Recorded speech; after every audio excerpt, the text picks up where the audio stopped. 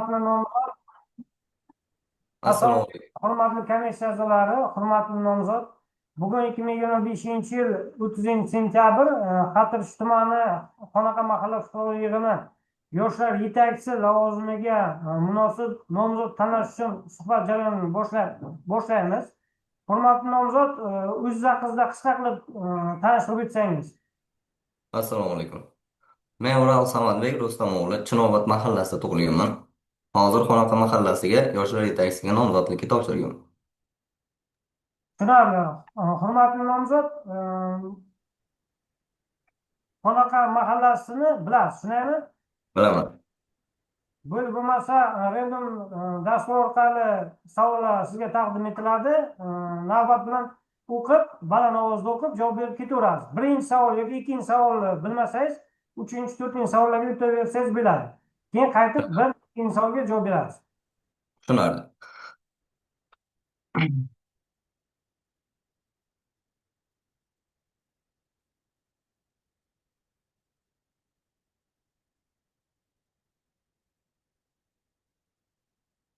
Birinchi savol. Yoshlar yetakchisi huquqbuzarlik sodir etishga moyilligi bo'lgan yoshlar bilan, shuningdek, profilaktika inspektori bilan birgalikda huquqbuzarlik sodir etishga moyilligi bo'lgan voyaga yetmaganlar bilan tizimli ishlash masalasida qanday ishlarni amalga oshiriladi?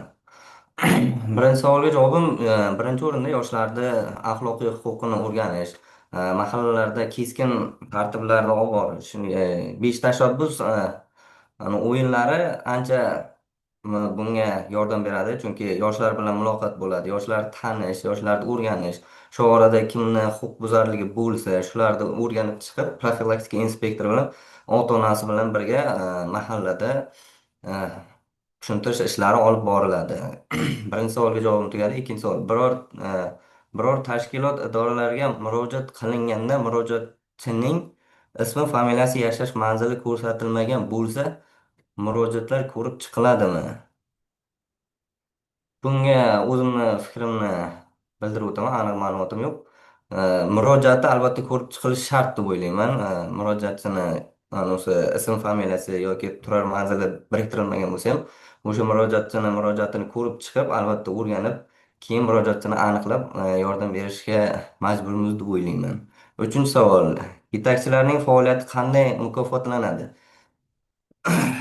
Yetakchilarning faoliyati qanday mukofotlanadi? Hmm. Aniq ma'lumotga ega emasman, lekin oylikdan tashqari premiya bo'lsa kerak.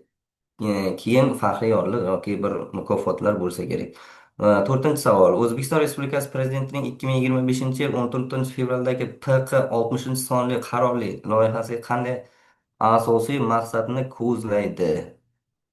To'rtinchi savolga aniq javobim yo'q. Beshinchi savolga o'taman. Yashil makon umumiylik loyihasi doirasida qanday ishlar amalga oshirilmoqda? Shaxsan o'zingiz bu bo'yicha qilgan ishlaringiz. Yashil makon. Yashil makon o'zimizda tuman yoki mahalla shularda o'tkazilayotgan yashil makon, bog'lar, gulzorlar shulardan iborat bo'lishi kerak. Savollarga javobim tugadi. To'rtinchi savolni aniqini bilmayman. Bo'lmasa, savolga bergan javoblar shu. Tushunaymi? Xuddi Hurmatli shunday. nomzod, savollar bo'yicha e'tirozingiz bormi? E'tirozim yo'q. Tushunarli. Hurmatli nomzod, suhbat natijalari sizning shaxsiy kabinetingizga yuboriladi. Rahmat ishtirok etganingiz Rahmat. uchun. Rahmat.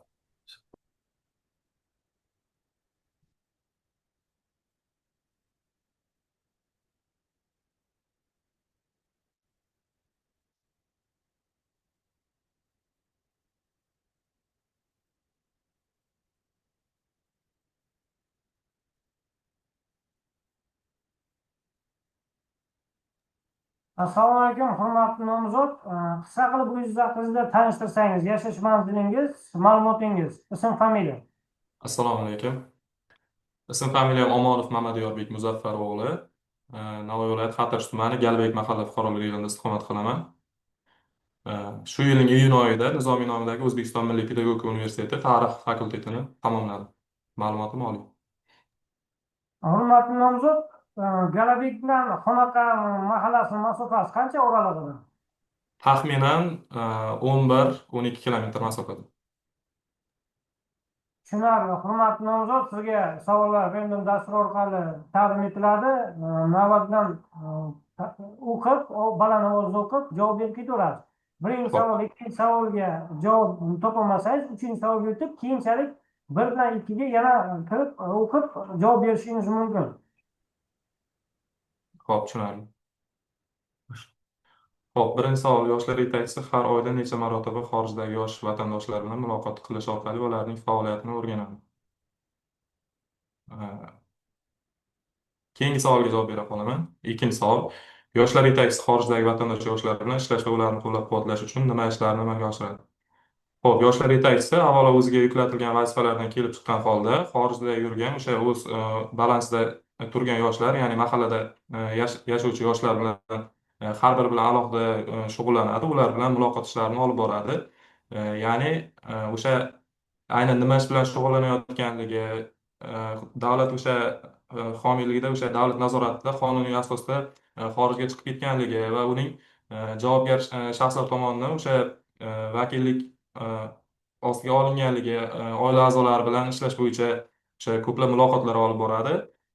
Qo'llab-quvvatlash uchun esa o'sha yoshlar yetakchisi undagi bo'layotgan muammolar, har xil hujjat bilan bog'liq yoki ish jarayonidagi ma'lum bir o'sha muammolarni o'zi, misol uchun, o'z vakolatidan kelib chiqqan holda hal qilishga harakat qiladi. Ya'ni unga turli xil maslahatlar, psixologik qo'llab-quvvatlash yoki o'sha moddiy yordam bo'ladimi, o'sha davlat aloqalari bilan shug'ullangan holda yordam ko'rsatadi. Ikkinchi savol uchun javob tugadi. Uchinchi savol: O'zbekiston Respublikasining yoshlarga oid davlat siyosati to'g'risidagi qonuniga ko'ra, yosh fuqarolar so'ziga qanday ta'rif berilgan? Hop, O'zbekiston Respublikasining yoshlarga oid davlat siyosati to'g'risidagi qonunning ikkinchi moddasida, o'sha ikkinchi bandida ko'rsatilgan o'sha yoshlar, ya'ni yosh fuqarolar deyilganda 14 yoshdan oshgan va 30 yoshgacha bo'lgan yoshlar qatlami nazarda tutiladi. Bunda esa asosan yosh oila qismi ham mavjud. Yosh oila qismi esa o'sha 30 yoshga to'lmagan, o'sha oila qurgan juftliklar nazarda tutiladi, oilalar ya'ni. Uchinchi savol uchun javob tugadi. To'rtinchi savol: parasport to'garaklari uchun yo'l kira xarajatlarini qoplash yordami kimlarga beriladi? Xo'p, parasport o'z nomidan bilinib turibdiki, bu jismoniy qobiliyati cheklangan yoshlar, turli xil nogiron yoshlar qatlami uchun tashkil qilingan to'garaklar uchun yo'l kira xarajatlarini qoplash o'sha mahallalarda o'sha shakllantirilgan yoshlar fondi hisobidan amalga oshiriladi. Bu borish kelish xarajatlari, ularni o'sha yo'l kira xarajatlari ta'minoti shu tomondan qoplanadi. Xo'p, to'rtinchi savol uchun javob tugadi. Beshinchi savol: O'zbekiston Respublikasi Prezidentining 2022-yil 19-yanvardagi PQ 92 sonli qarori haqida nimalar bilasiz? Xo'p, O'zbekiston Respublikasi Prezidentining o'sha 92-qarori haqida aytishimiz mumkinki, bu qaror o'sha yoshlarga oid davlat siyosati, uning vazifalari va shakllantirilishi haqida. Bunda e'tiborli jihati o'sha yoshlar yetakchisi lavozimi eng ustuvor yo'nalish hisoblanadi. Bunda ya'ni har bir respublikadagi har bir mahallada shakllantirilgan yoshlar yetakchisi o'sha ularga vazifalar yuklatilgan. Ya'ni bular asosan o'sha 5 ta yo'nalishga e'tibor qaratish mumkin. Xo'p, yoshlarning vaqtini mazmunli tashkil etish, ularni turli xil sport o'yinlari, to'garaklar, intellektual o'yinlar, zakovat, yosh kitobxon kabi bir qancha musobaqalarga jalb etish, ma'lum o'sha jinoyatchilikka moyilligi bo'lgan yoshlar bilan alohida shug'ullanish, ularning bo'sh vaqtini mazmunli tashkil etish. Undan tashqari esa jamoat ishlari, ijtimoiy ishlarga ularni jalb qilish, faolligini oshirish kabi ishlar yuklatilgan. Undan tashqari o'sha ko'plab imkoniyatlar yaratib kelinmoqda. Hozir kun sayin o'sha 5 tashabbus loyihasi doirasida ko'plab musobaqalarga, har xil o'sha vazifalarga shug'ullantirish, ularni e'tiborini tortish, ularning ish bilan ta'minlash yoki mehnat faoliyatini tashkil etish, bandligini ta'minlash bo'yicha ko'plab ishlarni amalga oshiradi yoshlar yetakchisi lavozimi. Beshinchi savol uchun javob tugadi. Hop, birinchi savol uchun harakat qilib ko'raman. Yoshlar yetakchisi har oyda necha marotaba xorijdagi yosh vatandoshlar bilan muloqot qilish orqali ularning faoliyatini o'rganadi. Bunda ma'lum bir o'sha minimal belgilangan miqdor bo'lishi kerak. Uni hozir aniq bilmayman, lekin menimcha o'sha 2-3 marta har oyda o'sha bog'lanib, o'sha hol ahvoldan so'rab, shug'ullanib turishi kerak deb o'ylayman, o'zim fikrim bo'yicha. Birinchi savolga ham javobim tugadi. Juda yaxshi, hurmatli nomzod. Savollar bo'yicha e'tirozlaringiz bormi, yo'qmi e'tirozlaringiz? Yo'q, savollarga e'tirozim yo'q. Hurmatli nomzod, suhbat natijasi sizning shaxsiy kabinetingizga yuboriladi. Rahmat ishtirok etganingiz uchun. Rahmat, kattakon sog' bo'ling.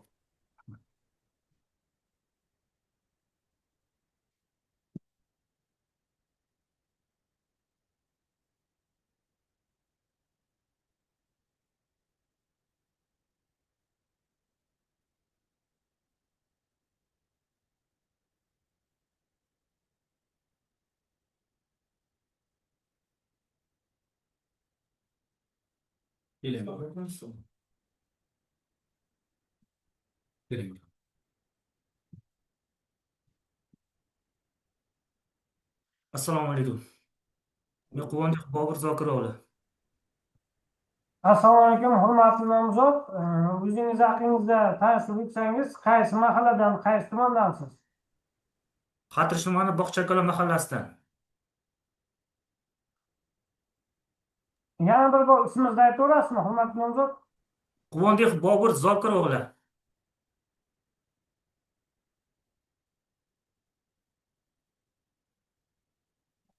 Juda yaxshi, hurmatli nomzod. Sizga Renum dasturi orqali savollar taqdim etiladi. Savollarga baland ovozda o'qib, javob berib ketaverasiz. Xo'p bo'ladi. Tayyormisiz? Tayyorman.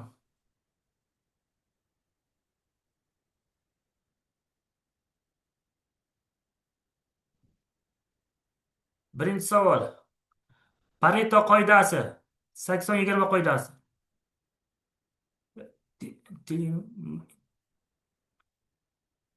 Qanday ishlatiladi?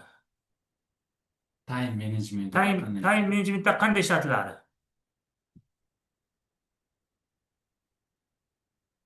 Ikkinchi savol. Yoshlar yetakchilar har chorakda necha marotaba yordam ko'rsatilgan yoshlarning uyiga borib, loyihalarni amalga oshirishga ko'maklashadi? Hurmatli nomzod, bir daqiqa, hurmatli nomzod, birinchi savol o'qigandan keyin javob berib keting-da. Agar javob bera olmasangiz, javob bermayman. Keyinchalik javob bersangiz bo'ladi. Birinchi savol o'qiladi, keyin javob ketiladi birdan. Tushunarli. Birinchi savolga keyin javob beraman. Hozir ikkinchi savol. Yoshlar yetakchilari har chorakda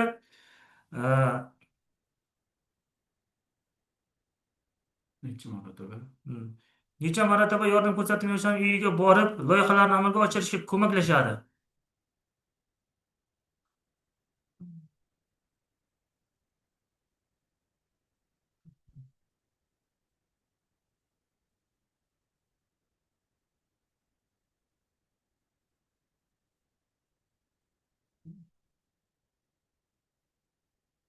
Keyingi savolga o'taman. Bunga ham javob yo'q hozir.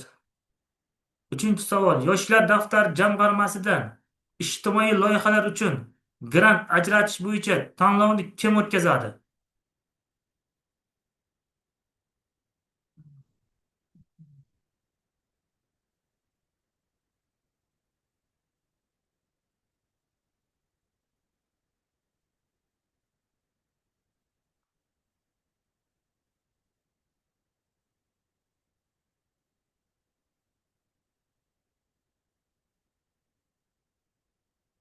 Bunga ham javob yo'q hozir. To'rtinchi savol. O'zbekiston Respublikasi Prezidenti 2023-yil 25 dekabrdagi Prezident farmoni 209-sonli farmoniga asosan yoshlar yetakchisi tomonidan shakllantirilgan hujjatlar nechta?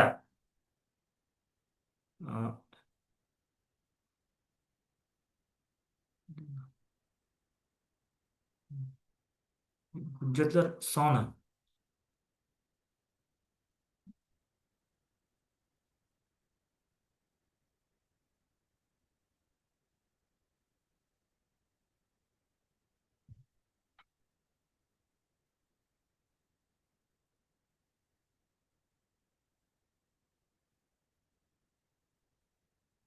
To'rtinchi savolga ham javob yo'q. Beshinchi savol. Yoshlar ishlari agentligi davlat boshqaruv organimi, jamoat birlashmasimi yoki nodavlat notijorat tashkilotmi?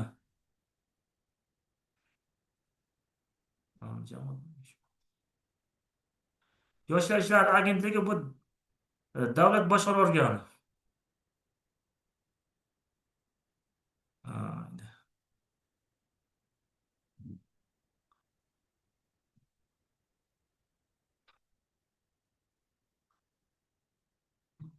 men o'qidim.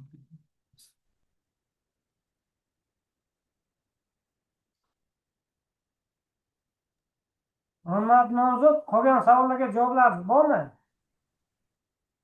O'zbekiston Respublikasi to'rtinchi savolga javob. O'zbekiston Respublikasi Prezidentining 2023-21 dekabrdagi 290 farmoni yozgan yoshlar yetakchisi tomonidan shakllantirilgan hujjatlar bu 7 ta hujjat papka qilinadi. Har bittasi alohida papka qilinadi.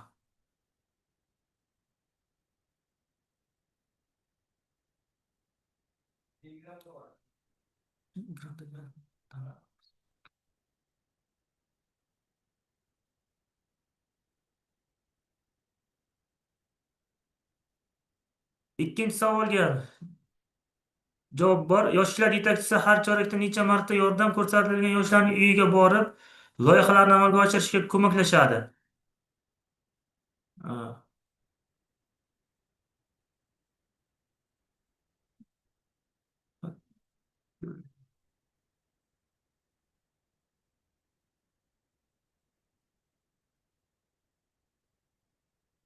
Kamida har chorakda 3 marta boriladi.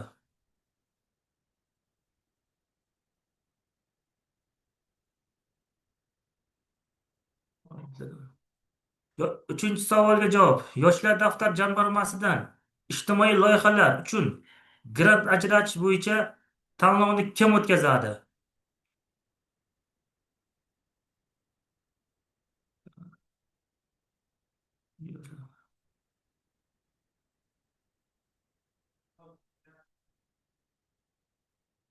Ijtimoiy loyihalar uchun grant ajratish bo'yicha tanlov.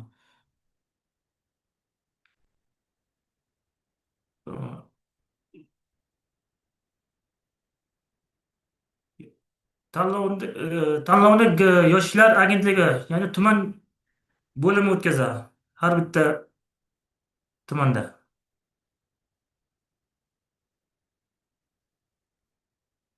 Birinchi savolga javob yo'q.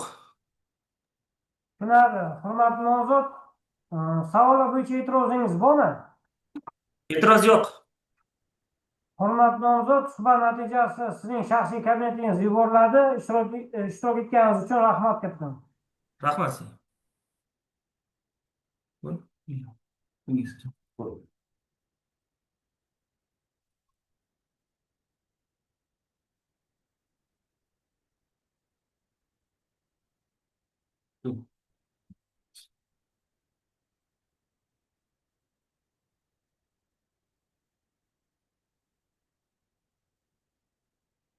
Assalomu alaykum, hurmatli nomzod. Shart qilib o'zingiz haqingizda gapirib o'tsangiz. Tug'ilgan yilingiz, yashash manzilingiz. Men Xumora Po'latova Uchqun qizi 2005-yil 22-mart kuni tavallud topganman.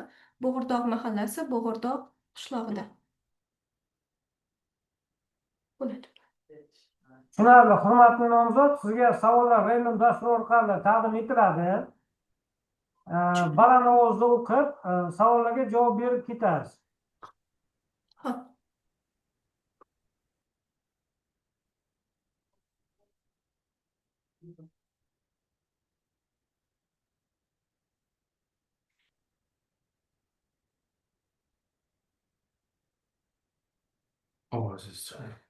Tanishib oling.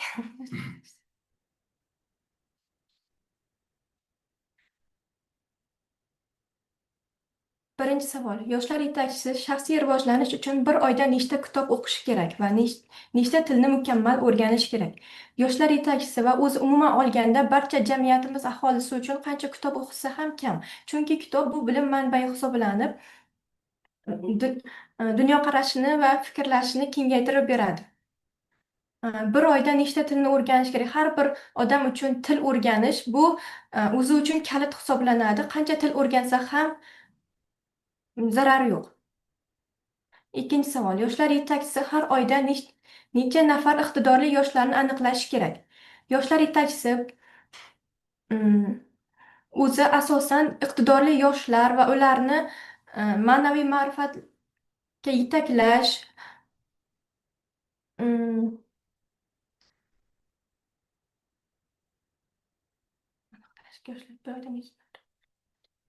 bir oyda qancha yoshlarni aniqlasa ham unga shuncha kam, lekin 20dan ortiq, 20ta.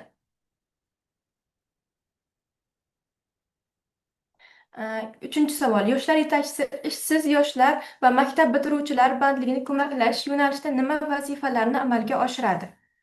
Yoshlar yetakchisi ishsiz yoshlar va maktab bitiruvchilar bandligini ko'maklash yo'nalishida nima vazifalarni amalga oshiradi?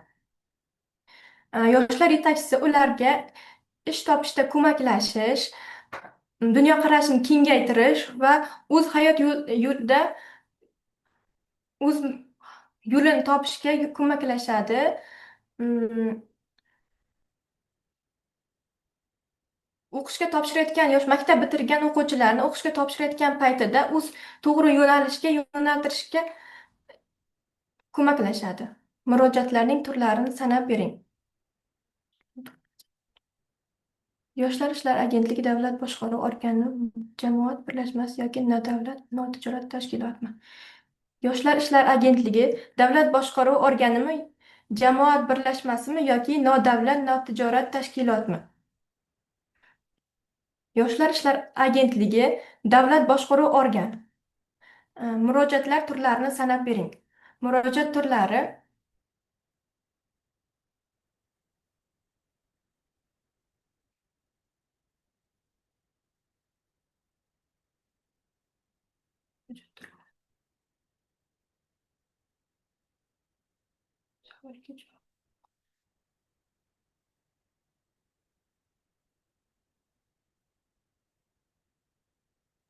Hurmatli nomzod, 4-chi savolga javob topolmadingizmi?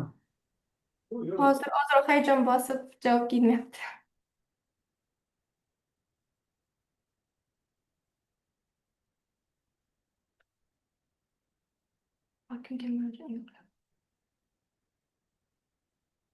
Bu savolga javobim yo'q. Tushunarli. Hurmatli nomzod, savollar bo'yicha e'tirozingiz yo'qmi? Yo'q. Hurmatli nomzod, suhbat natijalari sizning shaxsiy kabinetingizga yuboriladi. Ishtirokingiz uchun rahmat. Rahmat.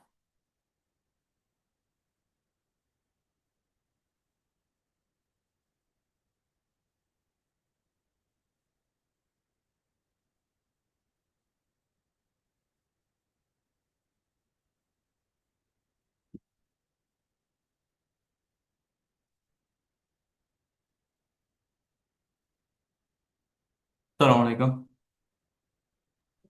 Assalomu alaykum, hurmatli nomzod. Qisqa qilib o'zingiz haqingizda tanishib o'tsangiz, qaysi mahalladansiz, qaysi tumandan? Xatirchi tumani Qo'shchinar mahallasi Musulmon Umurzoq Fazliddin o'g'li. 2001-yil 7-oktyabr. Ism familiyangizni qaytarib olasizmi? Musulmonov Umurzoq Fazliddin o'g'li.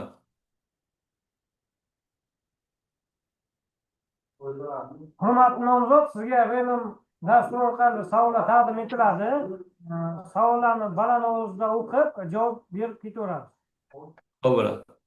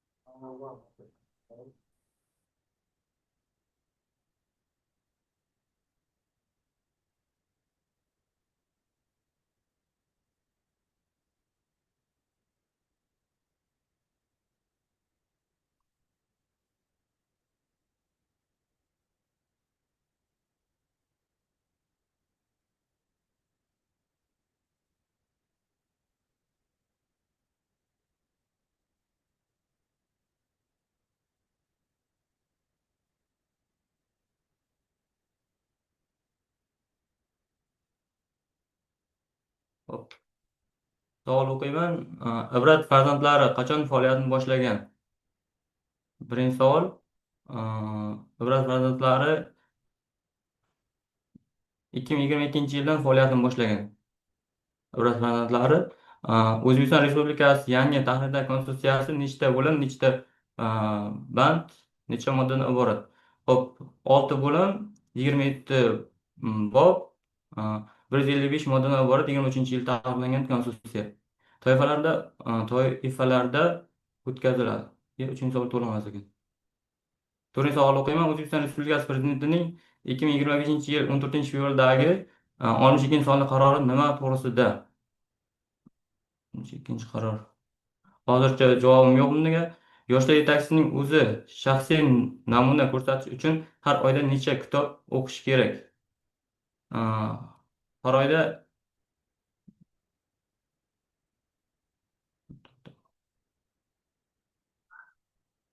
yoshlar yetakchisi o'zi shaxsiy namuna ko'rsatish uchun har oyda nechta kitob o'qishi kerak? 5 ta 10 ta kitob o'qish kerak. 3-chi savol to'liq bo'lmadi. Toifalarda o'tkaziladi. Hurmatli nomzod, 3-chi savol to'liq bo'lmagani uchun texnik sabablarga ko'ra sizga alohida o'zi 3-chi savol uchun bitta savol beriladi. Taqdim etiladi. Yana. Xo'p.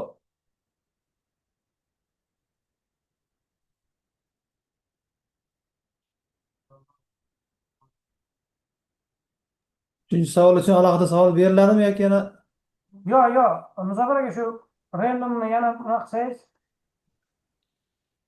random dastur orqali taqdim etmoqchi edik. Faqat 3-chi savol. 3-chisini o'qiyman. uchinchi savolni o'qing, ana shu bo'ldi yetarli. Xo'p. 3-inchisi O'zbekiston Respublikasining yoshlarga oid davlat siyosati to'g'risidagi qonunga ko'ra yoshlar tadbirkorligi nima? Yoshlar tadbirkorligi bu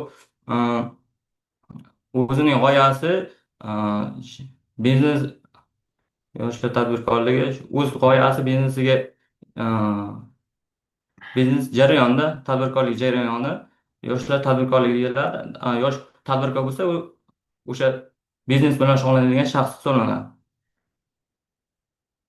Tadbirkorlik jarayonida 14 yoshdan 30 yoshgacha bo'lgan yoshlar o'rtasida. Tushunarli. Hurmatli nomzod, savollar bo'yicha e'tirozingiz bormi? Yo'q. Savollar bo'yicha e'tirozlaringiz yo'q, tushunaymi? Shunday. Hurmatli nomzod, sizning suhbat jarayonidagi natijasi shaxsiy kabinetingizga yuboriladi. Ishtirokingiz uchun rahmat. Xo'p.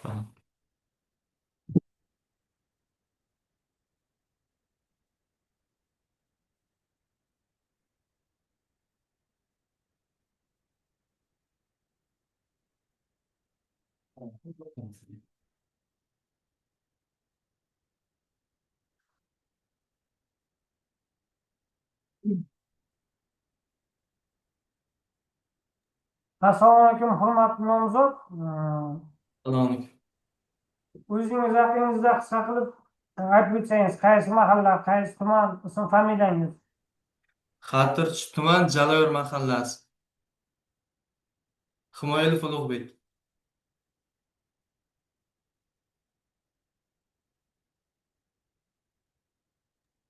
Tushunarli.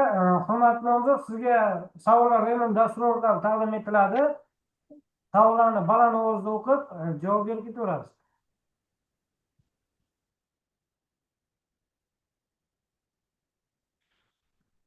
Birinchi savol, yoshlar yetakchisining asosiy vazifalaridan bir nechtasini aytib bering.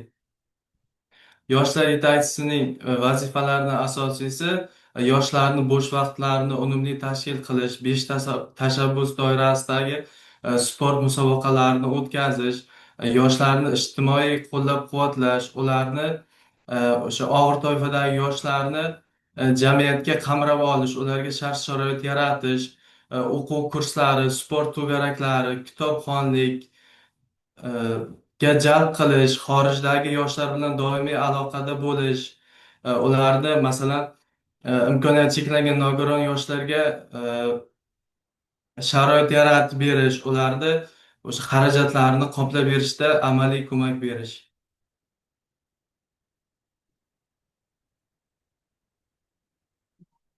Ikkinchi savolni ko'ring. Ikkinchi savol, Yoshlar banki sifatida qaysi bank belgilangan? Aloqa banki. Uchinchi savol, O'zbekiston Respublikasi Prezidentining 2023-yil 21-dekabrdagi PF 209 son farmoniga asosan yetakchining birinchi vazifasi nimadan iborat?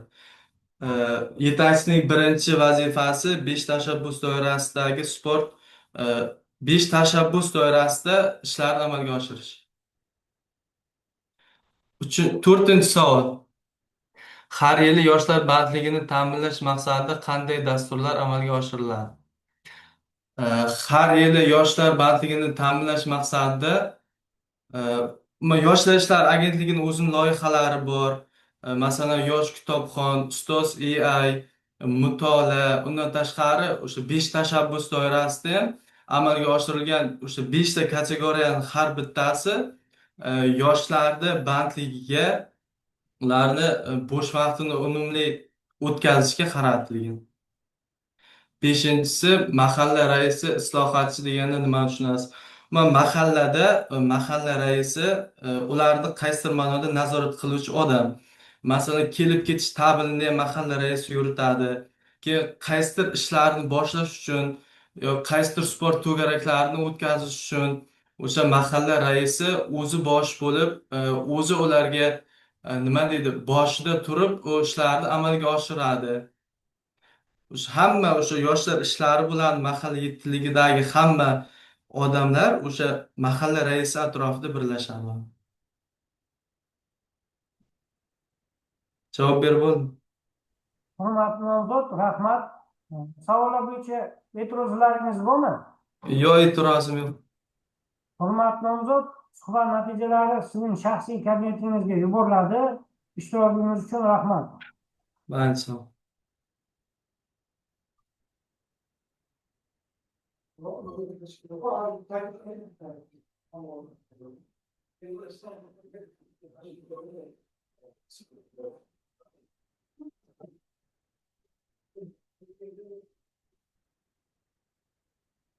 Assalomu alaykum. Assalomu alaykum, hurmatli nomzod. Qisqa qilib o'zingiz haqingizda gapirib bersangiz. Qaysi mahalladan, qaysi tuman, ism familiyangiz? Men Saloh Dilshod Sodiq o'g'li, Rasmachi mahallasida istiqomat qilaman. Xonaqa mahallasiga topshirgandim ariza.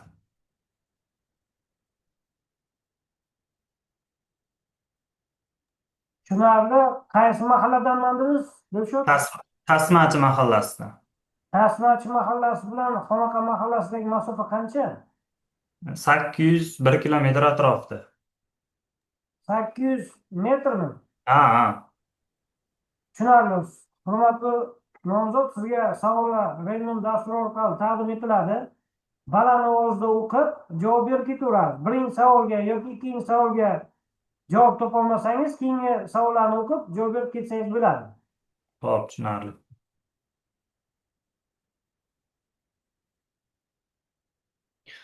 Birinchi savol, yoshlar yetakchisi yoshlar o'rtasida kitobxonlikni keng targ'ib qilish borasida qanday ishlarni amalga oshiradi? Xo'p, yoshlar yetakchisi bu hukumat qarorida belgilab o'tilgandek keng targ'ib qilish uchun yosh kitobxon oila, mutolaa kabi ko'plab shunga o'xshash narsalarni targ'ib qiladi yoshlar o'rtasida va yosh kitobxon tanlovida o'tkazishda o'sha targ'ib qilishda olib boradi ishlarni. Ibrat farzandlarni mutolaa nima orqali ko'plab shu kitob o'qishga unda boyagi ishlarni amalga oshiradi. Qarorda belgilab o'tilgan to'g'risida. Xo'p, ikkinchi savol, Ibrat farzandlari loyihasi nechta til bo'yicha video darsliklar mavjud? Xo'p, Ibrat farzandlari bo'yicha hozirgi kunda adashmasam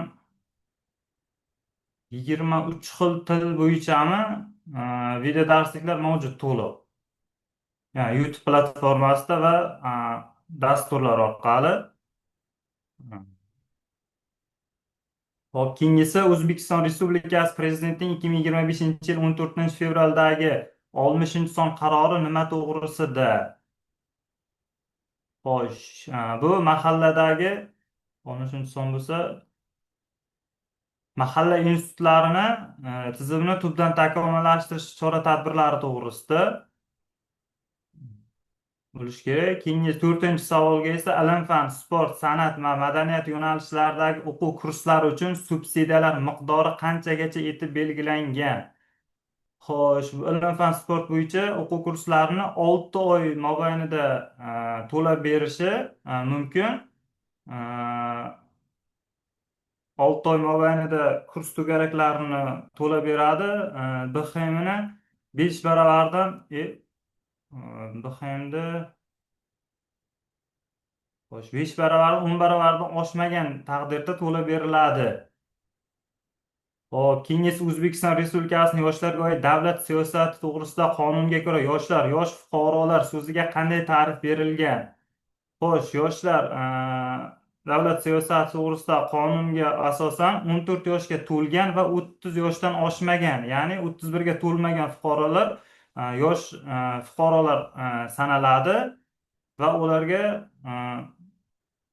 o'sha yoshlarga nima qilingan nimalar beriladi. Savollarga javobim shu. Tushunarli. Rahmat, hurmatli nomzod. Savollar bo'yicha e'tirozlaringiz bormi? Aslo yo'q. Hurmatli nomzod, suhbat natijalari sizning shaxsiy kabinetingizga yuboriladi. Suhbatda qatnashganingiz uchun rahmat. Rahmat sizlarga kattakon.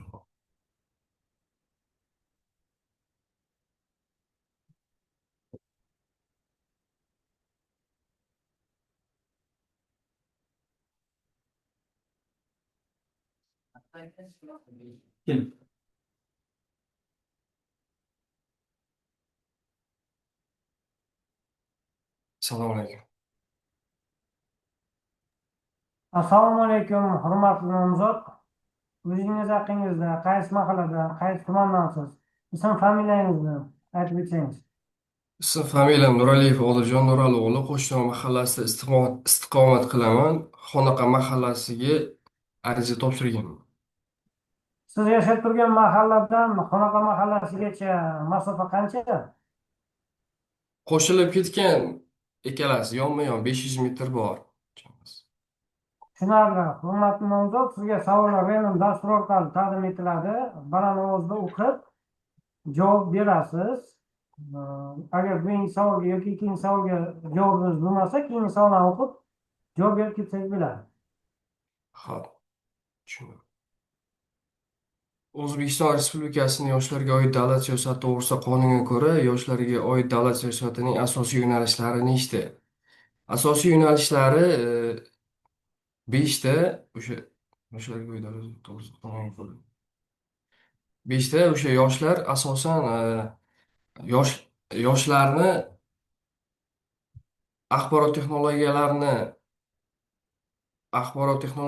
yoshlarni o'sha axborot texnologiyalari sohasidagi bilimini yanada takomillashtirish, sportga jalb qilish, sportga bo'lgan har xil intellektual o'yinlarga targ'ib qilish yoshlarni.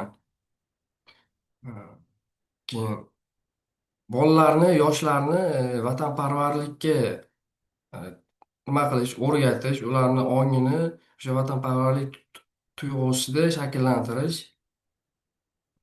Yana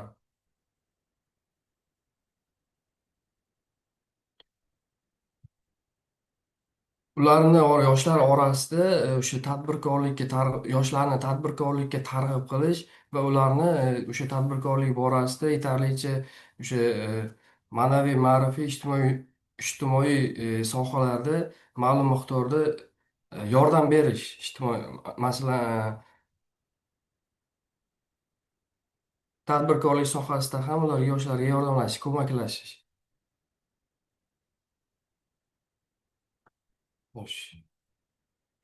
Yoshlar orasida madaniy, ma'rifiy ishlarni tashkillashtirish.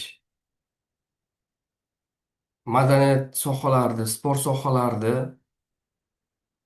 har xil intellektual o'yinlarni tashkillashtirib borish. Ikkinchi savolga o'taman. Yoshlar bandligi dasturlari necha yoshgacha bo'lgan yoshlarning bandligini ta'minlashga xizmat qiladi? 35 yoshgacha bo'lgan o'sha yoshlar nimasiga ta'minlaydi. Sun'iy intellektga misollar keltiring deyilibdi. Uchinchi savolga o'tdim. Sun'iy intellekt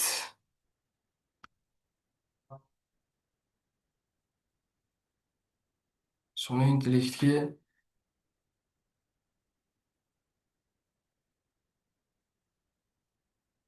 uchinchi savolga qaytaman. To'rtinchi savolga o'taman. Yoshlar yetakchisi yoshlar o'rtasida kitobxonlikni keng targ'ib qilish borasida qanday ishlarni amalga oshiradi? Ular o'rtasida har xil yosh kitobxon oila, e,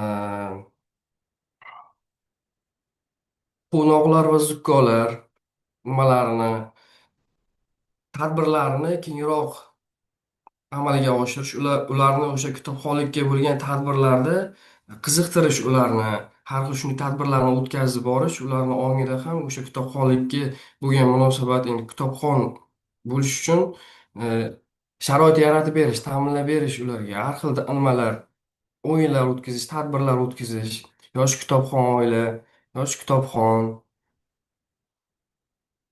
Beshinchi savolga o'taman. Yoshlar siyosatini amalga oshirishda fuqarolik jamiyatining institutlarining roli qanday? Yoshlar siyosatini amalga oshirishda fuqarolik jamiyati institutlarini.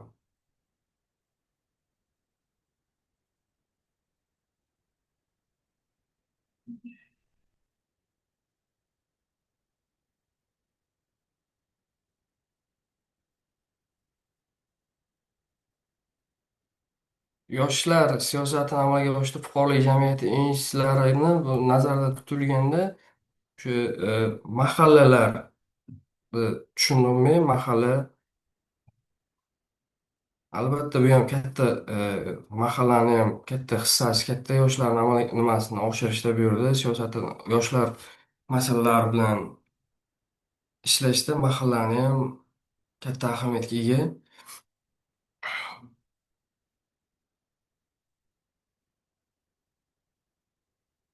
Savollarga javob berib bo'ldim. Hurmatli nomzod, uchinchi savol ochiq qoldi shekilli. Mhm. Sun'iy intellektga misollar keltiring. Inson omili harakat, e, inson omili bilan amalga oshirib bo'lmaydigan narsalar sun'iy intellekt ataladi. Sun'iy intellekt ham hozir rivojlanib boryapti yildan-yilga. Bunga e, masalan nima misollar keltirsa bo'ladi?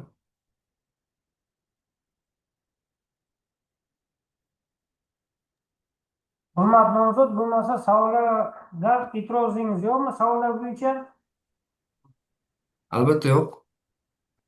rahmat. Hurmatli nomzod, suhbat natijasi sizning shaxsiy kabinetingizga yuboriladi. Ishtirokingiz uchun rahmat. Sog' bo'ling.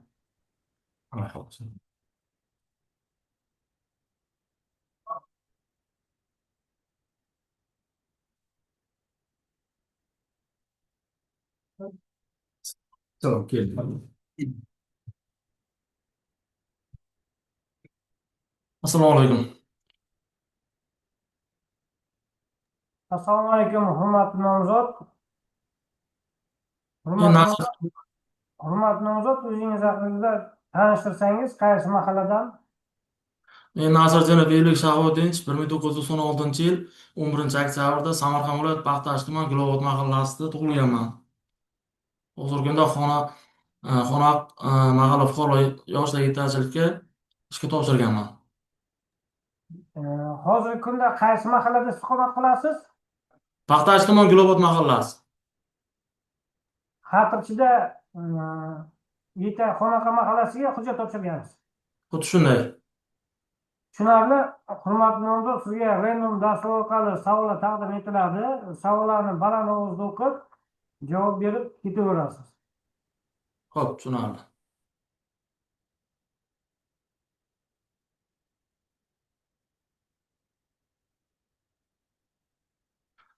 Nogironligi bo'lgan yoshlarning parasport to'garaklariga qatnashish uchun yo'l-kira xarajatlari qoplashga Yoshlar daftari jamg'armasidan qancha miqdorda mablag' ajratiladi? Yoshlar daftari jamg'armasidan bazaviy hisoblash bo'yicha 50 baravargacha ajratiladi.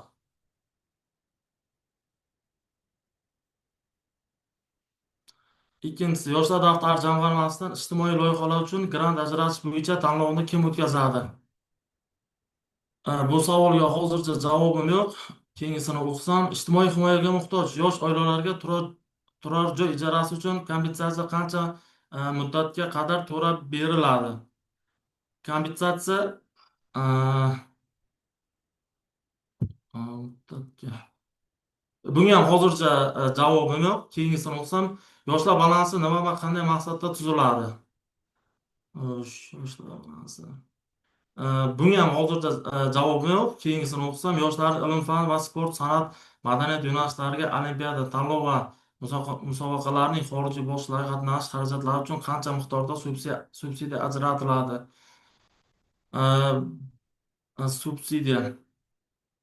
Bunga ham bazaviy hisoblashning 50 baravarigacha ajratiladi.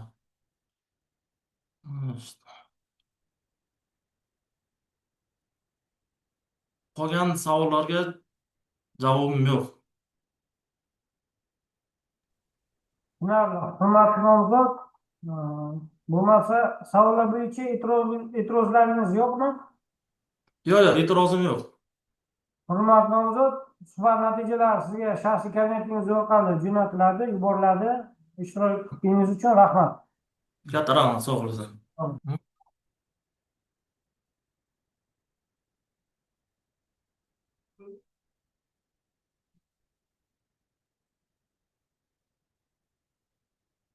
Assalomu alaykum. Keling.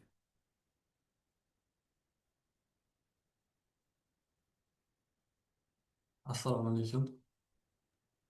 Assalomu alaykum, hurmatli nomzod. O'z haqingizda tanishib o'tsangiz, qaysi mahalladansiz? Ism familiyangizni aytsangiz. Mizomov Jasurbek Otabek o'g'li Sanjumon mahallasida istiqomat qilaman.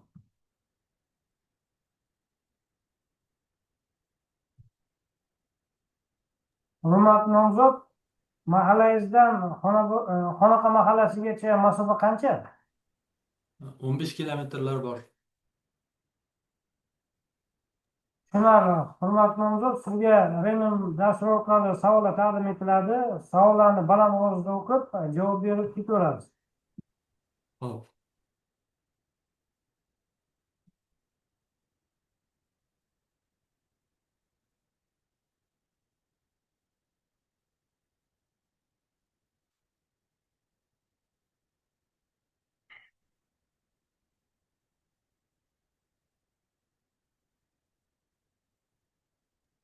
Hurmatli nomzod, baland ovozda o'qing.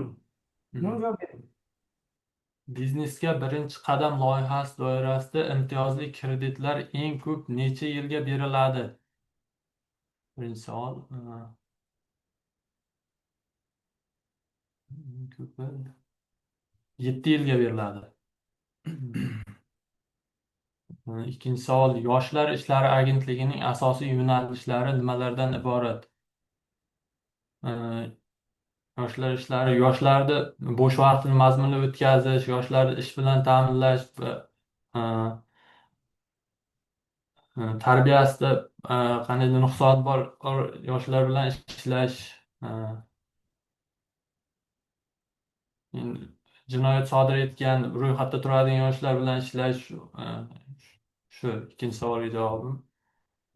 Uchinchi savol. O'zbekiston Respublikasi Prezidentining mahalla institutining jamiyatdagi rolini tubdan oshirish va uning aholi muammolarini hal etishda birinchi bo'g'in sifatida ishlashini ta'minlashga qaratilgan chora-tadbirlar to'g'risidagi 209 sonli farmoni qachon tasdiqlangan? 209-sonli farmoni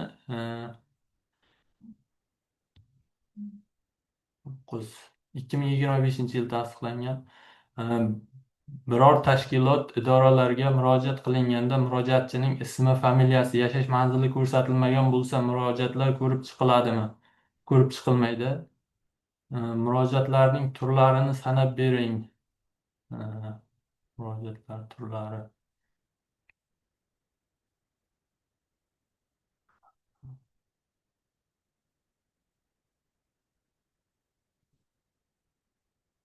Beshinchi savolga javobim yo'q.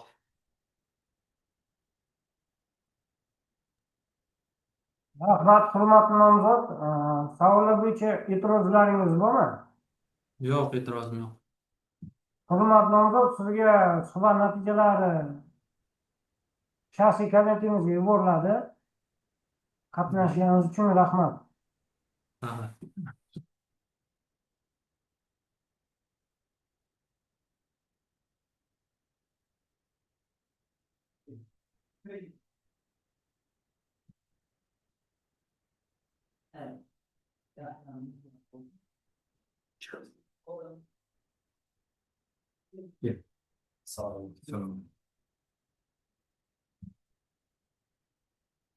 Abdurahim Sanjar Olimjon. O'tirib oling. Assalomu alaykum, hurmatli nomzod. O'zingiz haqingizda qisqa qilib aytsangiz, qaysi mahalladan, ism familiyangiz? Abdurahim Sanjar Olimjon o'g'li Xatirchi tuman Chag'atoy MFI'da yashayman. Qaysi mahallasiz? Chag'atoy. Chag'atoy mahallasidan Xonaqa mahallasigacha bo'lgan masofani aytib o'tsangiz. Masofa bir 200 metr oldin bitta edi. 3 yil oldin bo'lindi-ku. Bitta o'zi. Oldin bitta edi. 2-3 yil oldingacha bitta mahalla edi. Chag'atoy mahallasi. Xonaqa ham Chag'atoyga kirardi. Bir 2 yildan oldin bo'lak bo'lib chiqdi. Bir 200-300 metr. Tushunarli. Hurmatli nomzod, sizga Raymond dasturi orqali savollar taqdim etiladi. Savollarni baland ovozda o'qib, javob berib ketaverasiz. Birinchi, ikkinchi yoki uchinchi savolga javobingiz bo'lmasa, keyingi savollarni o'qib javob bersangiz bo'ladi. Keyinchalik qaytib shu bir yoki ikkinchi savolga javob bersangiz bo'ladi. Tushunarli.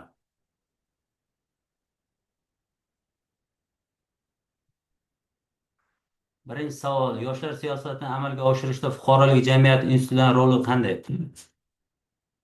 Yoshlar siyosatini amalga oshirishda fuqarolik jamiyatlarning roli qanday?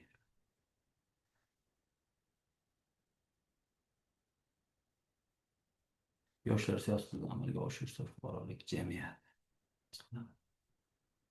O'sha fuqarolik jamiyati institutlari o'sha yoshlarni o'sha nimalarga fuqarolik jamiyat institutlarida roli o'shanda yoshlarni nima deydi? Nimaga chorlashda nima deydi?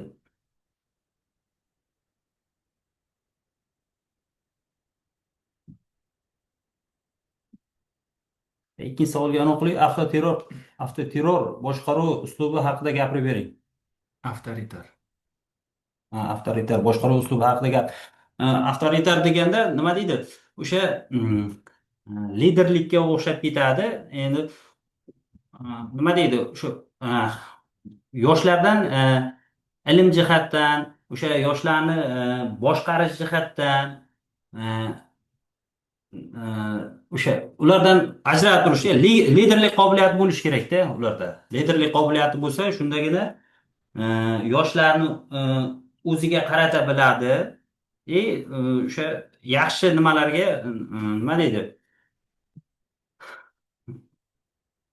Buzg'unchi g'oyalardan o'zini yiroqlab, o'sha o'zini hozirgi siyosatdagi nimalarni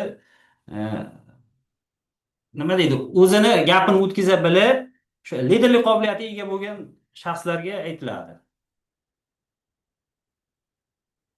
Uchinchi savol: yoshlar yetakchisi huquqbuzarlik sodir etgan etishga moyilligi bo'lgan yoshlar bilan, shuningdek profilaktika inspektori bilan birgalikda huquqbuzarlik sodir etishga moyilligi bo'lgan voyaga yetmaganlar yetganlar bilan tizimli ishlari masalasidan qanday ishlarni amalga oshiradi.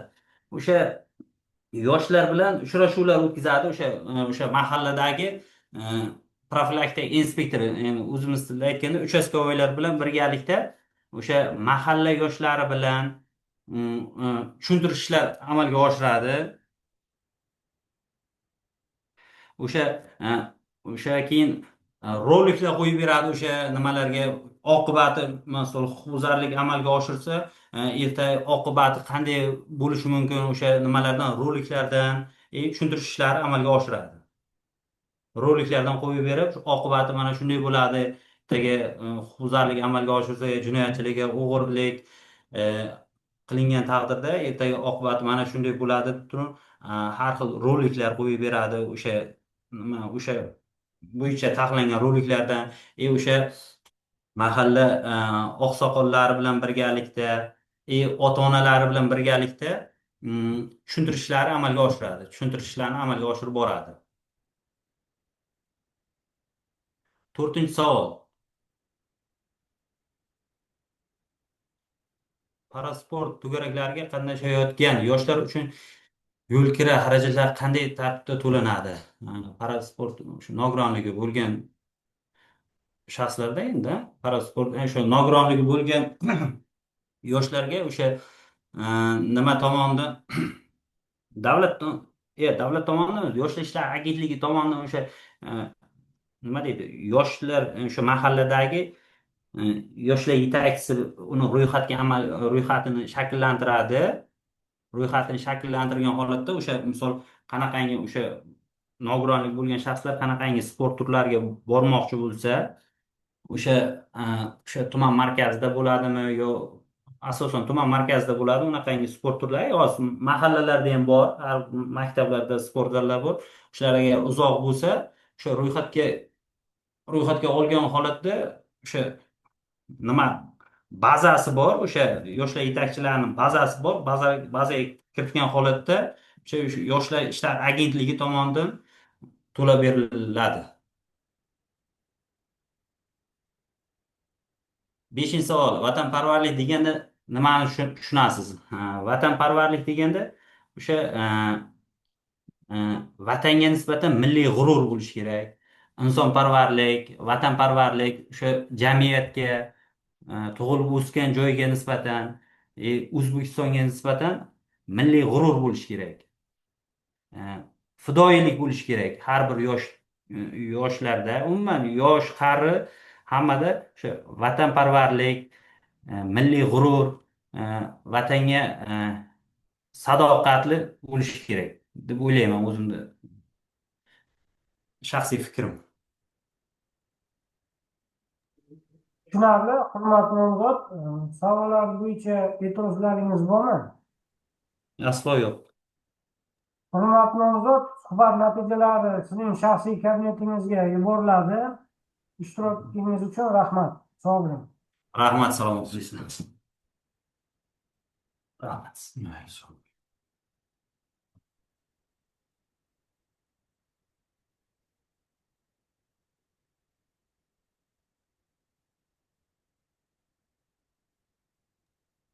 Assalomu alaykum, hurmatli nomzod.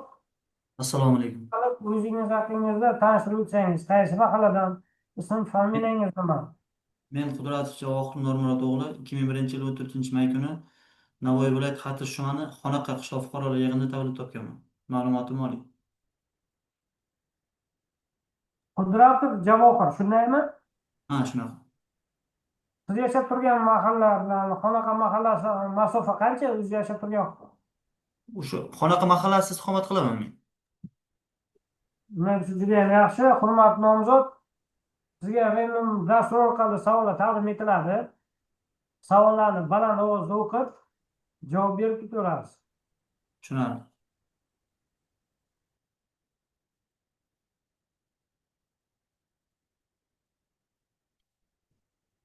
Xo'p, birinchi savol. Yetakchilarning faoliyati qanday mukofotlanadi, deyapti. Xo'p, yetakchilarning faoliyati shu O'zbekiston Respublikasi Vazirlar Mahkamasining shu 2022-yil 19-yanvarda shu yoshlar yetakchilari faoliyati, umuman yoshlar yetakchilari to'g'risida qaror chiqqan.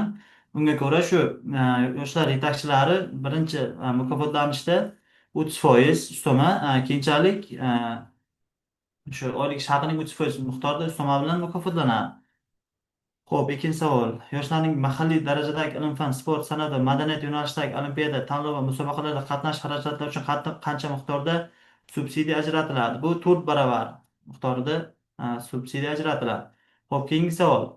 Kipay asosida baholashda mahalla raisi qanday huquqqa ega? Kipay asosida shu mahalla raisi, xo'p, asosan mahalla raisi hozirgi kunda kipay tizimi bu o'sha har bir ishchining, ya'ni xodimning xo'p o'zini ishlagan kuniga nisbatan beriladigan tushuncha desak ham bo'ladi. Bunda mahalla raisining o'rni juda ham yuqori.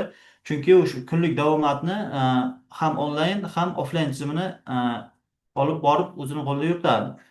Xo'p, Prezident farmoni 209 sonli qaror farmoniga ko'ra yoshlar yetakchisi asosiy vazifasining 7-bandida kimlar bilan ishlash nazarda tutilgan deyapti.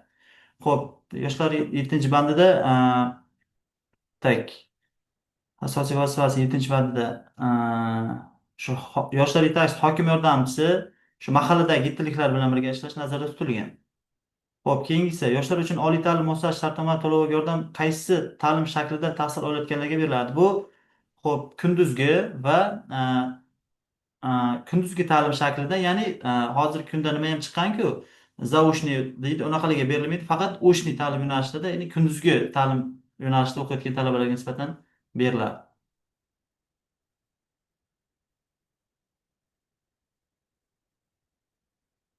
Shundan iborat. Tushunarli. Rahmat, hurmatli nomzod. Savollar bo'yicha e'tirozlaringiz bormi? Yo'q, hammasi shu. Hurmatli nomzod, suhbat natijalari sizning shaxsiy kabinetingizga yuboriladi. Ishtirokingiz uchun rahmat. Sog' bo'ling, salomat bo'ling. Rahmat.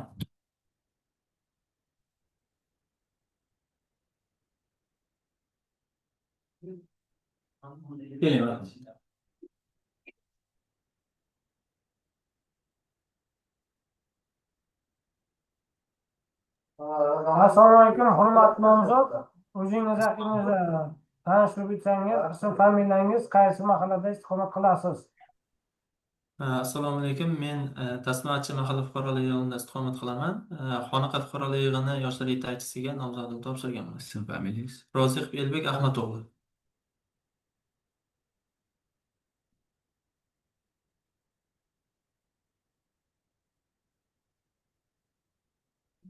Roziqov Elbek, shundaymi? Shundaylar. Tushunarli. Hurmatli nomzod, sizga savollar random dastur orqali taqdim etiladi. Baland ovozda o'qib, savollarga javob berib ketaverasiz. Tushundim.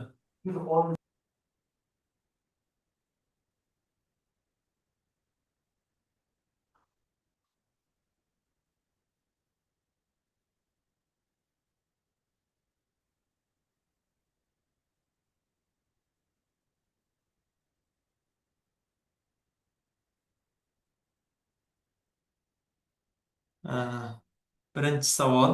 Yoshlar yetakchisi har oyda necha nafar iqtidorli yoshlarni aniqlashi kerak? Yoshlar yetakchisi, keyingi savolga o'taman. Bunga keyin javob beramiz. Mahalla raisi islohotchi degan nimani tushunasiz? Mahalla raisi islohotchi deganda o'sha mahalladagi mavjud bo'lgan aholi bilan ishlash, ular bilan birgalikda ishlab, ularga o'sha davlat tomonidan yaratilgan qonun qoidalar, har xil turdagi ijtimoiy, iqtisodiy bo'lgan moddiy yordamlar va shunga o'xshash ma'lumotlarni yetkazib, ular bilan hamkorlikda ishlash kerak. Keyingi savolga o'tamiz. Antivirus dasturining asosiy vazifasi nima? Antivirus dasturining asosiy vazifasi kompyuterga har xil turdagi o'sha ma'lumotlarni o'g'irlashga bo'lgan har xil turdagi viruslarni kirishini oldini olish. Keyingi savolga o'tamiz.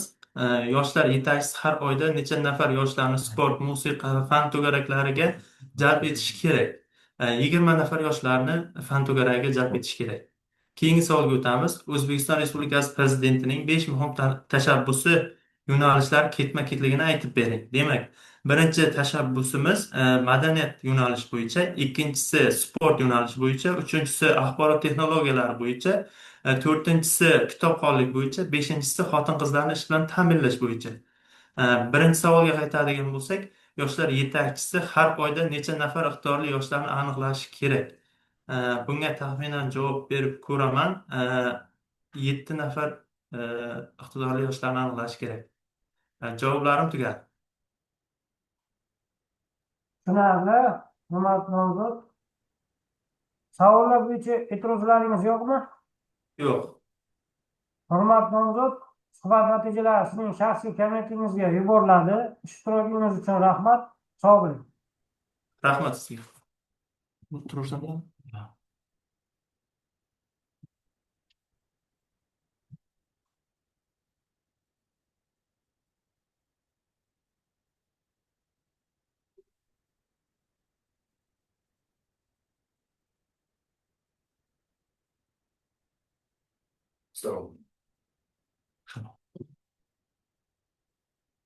Assalomu alaykum.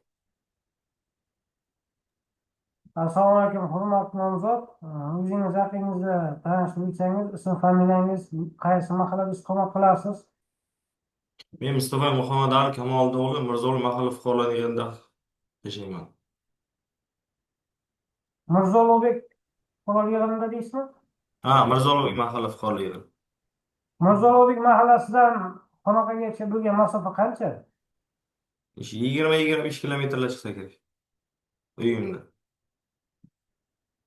Tushunarli. Hurmatli nomzod, sizga Reynol dasturi orqali savollar taqdim etiladi. Baland ovozda o'qib, javob berib ketaverasiz. Xo'p.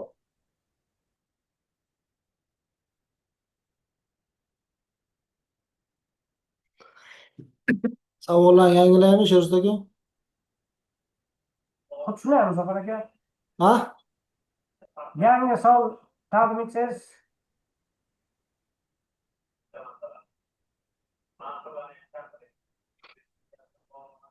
Rahmat.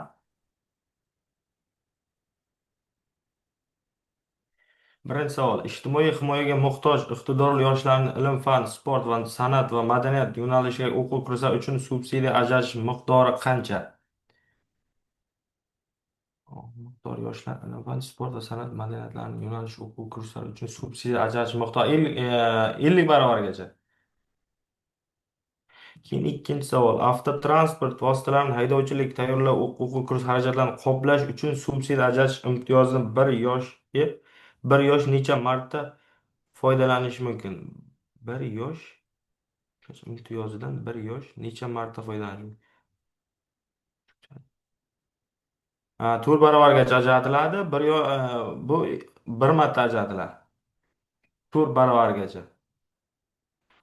Uchinchi savol. O'zbekiston Respublikasining yoshlarga oid davlat siyosati to'g'risidagi qonunga ko'ra yosh oila kim? Yosh oila va 3 yil nikoh shartnomasi 3 yilgacha shartnomasi emas, nikoh qurilgan 3 yilgacha bo'lgan, keyin 30 nima erkak ham, ayol kishi ham 30 yoshdan oshmagan kishi yosh oila hisoblanadi. To'rtinchisi, amaldagi tartibga asosan qanday hollarda davolanish xizmati uchun kambag'al oila reyestriga kirmagan oilalarga ham ijtimoiy yordam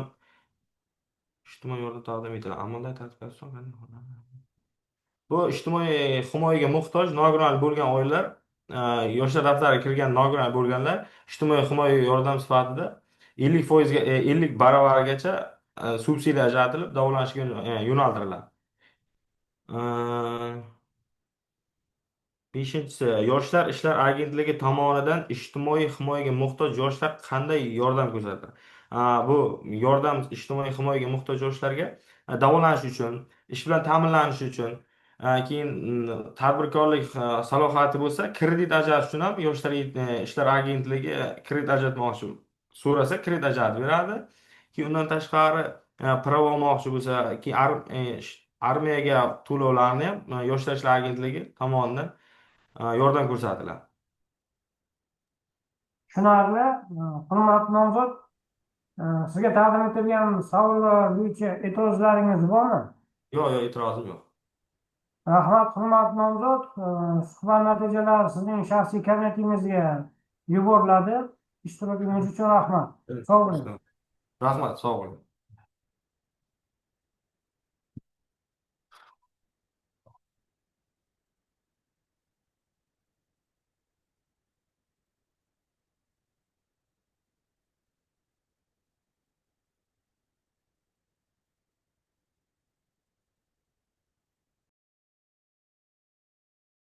Akbar aka, shu oxirgi kelgan nomzodimiz ismi nima edi?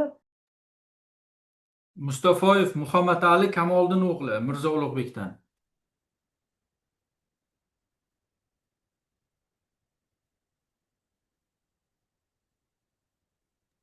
Nomzodlar qolmadimi?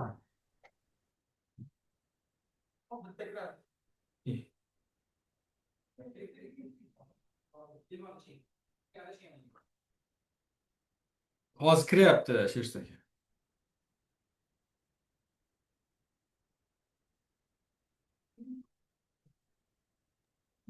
aka. Nomzodlarni kutamiz. Assalomu alaykum. Assalomu alaykum, hurmatli nomzod.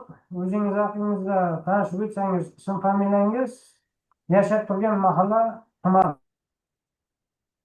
Assalomu alaykum. Nosirov Botir Anvar o'g'li. Ismi familiyam Xatirchi tumani Bog'chakamon mahalla fuqarolar yig'inida yashayman. Tushunarli, rahmat. Hurmatli nomzod, Bog'chako'l mahallasidan hozirgi nomzodlikka topshirgan mahallaga masofasi qancha?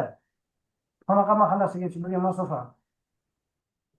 35 kilometr shu atrofda. Undan yaqinroq 32-35 orali. Tushunarli, rahmat. Hurmatli nomzod, sizga rayon dasturi orqali savollar taqdim etiladi. Baland ovozda o'qib, savollarga javob berib ketaverasiz. Aha.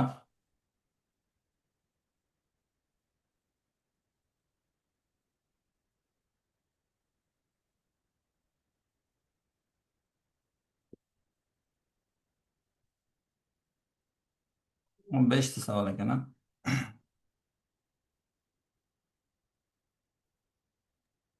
Hurmatli nomzod, baland ovozda o'qib, javob beravering. Bitta savollarda ko'p chiqsam bo'ladimi?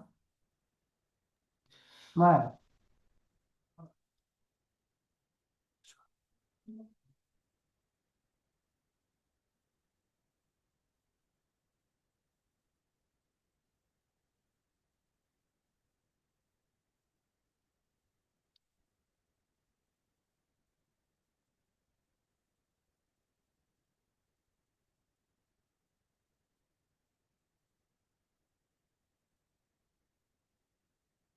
Uchinchi savoldan boshlasak bo'ladimi? Mayli. Xo'p, uchinchi savol: yoshlar uchun oliy ta'lim muassasasi shartnoma to'loviga yordam qaysi ta'lim shaklida tahsil olayotganlarga beriladi? Kunduzgi ta'lim kunduzgi ta'limda tahsil olayotganlarga beriladi. Odatda 50% qoplab beriladi. Uchinchi savol bo'yicha. To'rtinchi savol bo'yicha jarrohlik amaliyotisiz davolanish uchun yoshlar daftari jamg'armasidan qancha miqdorda mablag' ajratiladi? Jarrohlik amaliyotisiz davolanish uchun bazaviy hisoblash miqdorini 40 baravarigacha pul ajratiladi yoshlar daftari jamg'armasidan. Albatta yoshlar daftariga kirgan bo'lishi kerak. Qaysi tamoyil davlat xizmatchilarining asosiy xizmat etikasi prinsiplaridan biri hisoblanadi? Ikkita xizmat etikasi, ya'ni halollik va ochiqlik. Keyingisi. Xo'p, ikkinchi savol: Qizlar akademiyasi loyihasi to'g'risida nimalar bilasiz deb, o'sha mahalladagi iqtidorli faol qizlarni o'sha akademiyaga jalb qilishda asosan yoshlar yetakchisi vazifasi.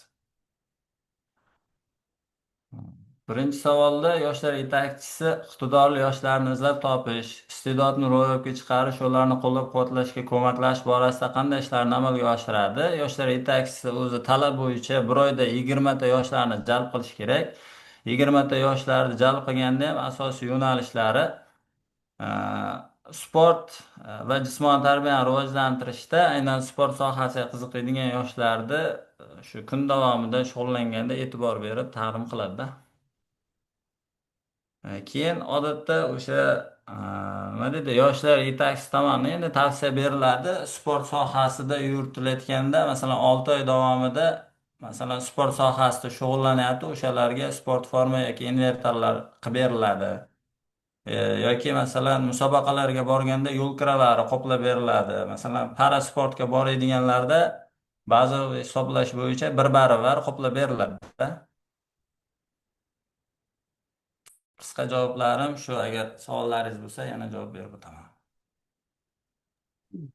Yaxshi, rahmat, hurmatli nomzod. Savollar bo'yicha e'tirozlaringiz bormi? Menda savollar bo'yicha e'tiroz yo'q. E'tirozlaringiz bo'lsa juda ham yaxshi. Hurmatli nomzod, suhbat natijalari sizning shaxsiy kabinetingizga yuboriladi. Ishtirokchiliginiz uchun rahmat. Sog' bo'ling, salomat bo'ling.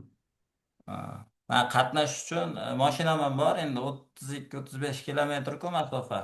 Agar shu nomzodim ko'rib chiqilsa, qatnashda muammo bo'lmaydi. Tushunarli.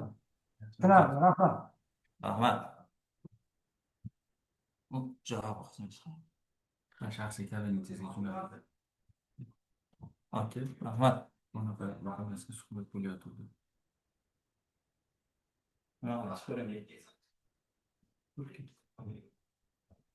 Rahmat. Boshlaymiz.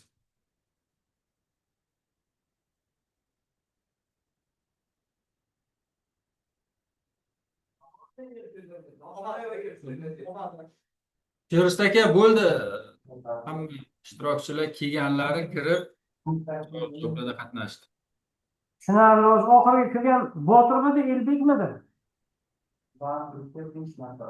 Elbek. Yo'q. Nosirov Botir Anvar o'g'li Bog'cha Kalondan. Oxirgi kirgan Elbek edi. Oxirgi kirgan Nosirov Botir Anvar o'g'li. Tushunarli. Bo'lmasa nomzodlar qolmadimi? Yo'q. Muzaffar aka tugatsagan bo'ladi. Yaxshi yakunlaymiz bo'lmasa. Nomzodlar qolmadi. Rahmat. Rahmat.